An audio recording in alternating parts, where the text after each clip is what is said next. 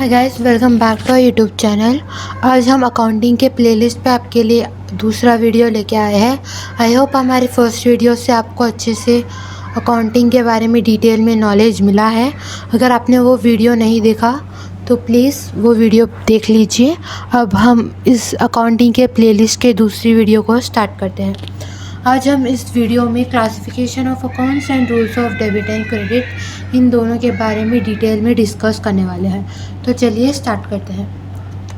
सबसे पहले हम आते हैं क्लासिफिकेशन ऑफ अकाउंट्स पे।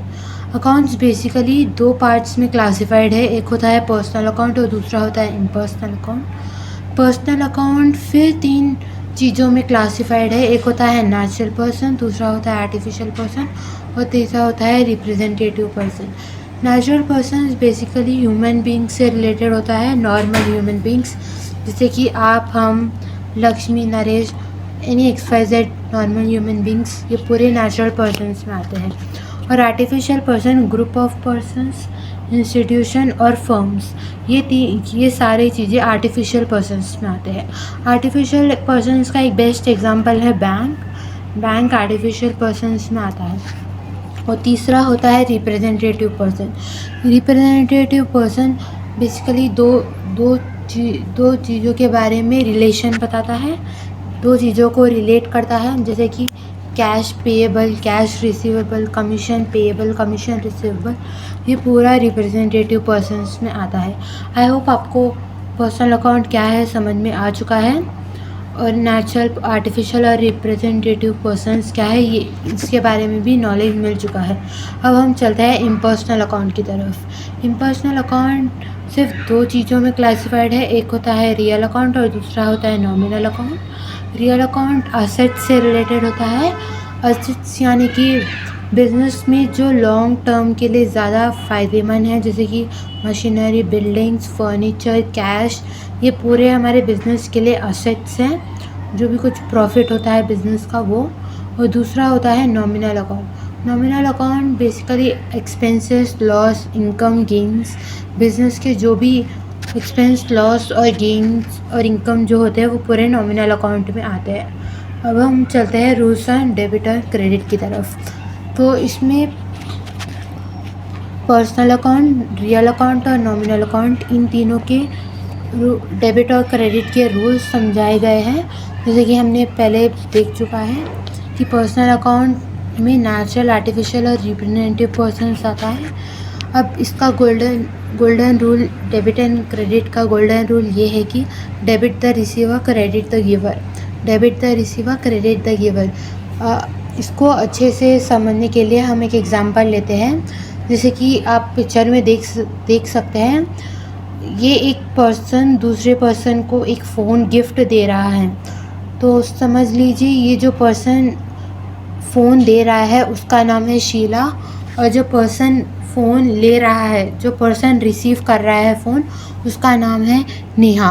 तो देखिए, शीला नेहा को फ़ोन दे रही है। शीला क्या हुई? गिवर हुई। और नेहा फ़ोन रिसीव कर रही है, तो नेहा क्या हुई? रिसीवर हुई।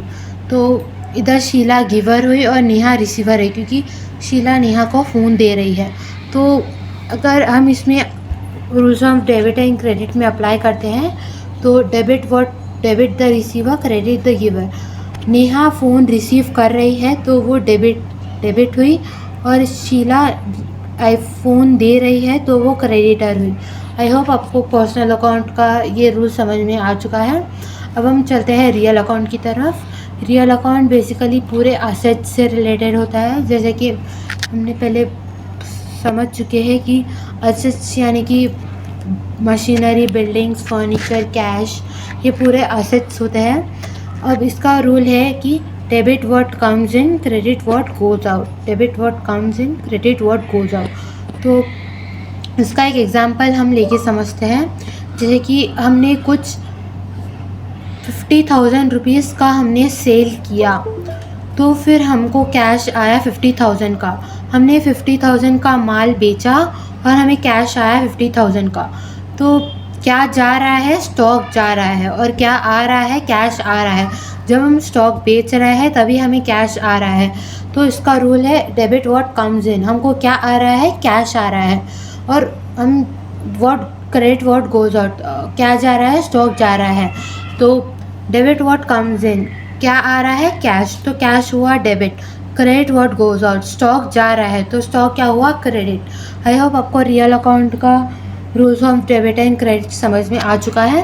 अब हम चलते हैं नॉमिनल अकाउंट की तरफ। नॉमिनल अकाउंट बेसिकली हम पहले डिस्कस कर चुके हैं।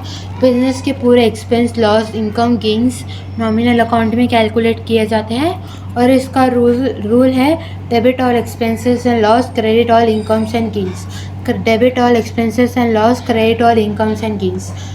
एक बिज़नेस, जब भी हम कोई बिज़नेस स्टार्ट करते हैं तो उसके बहुत सारे एक्सपेंसेस होते हैं और वैसे ही उसके बहुत सारे इनकम भी होते हैं।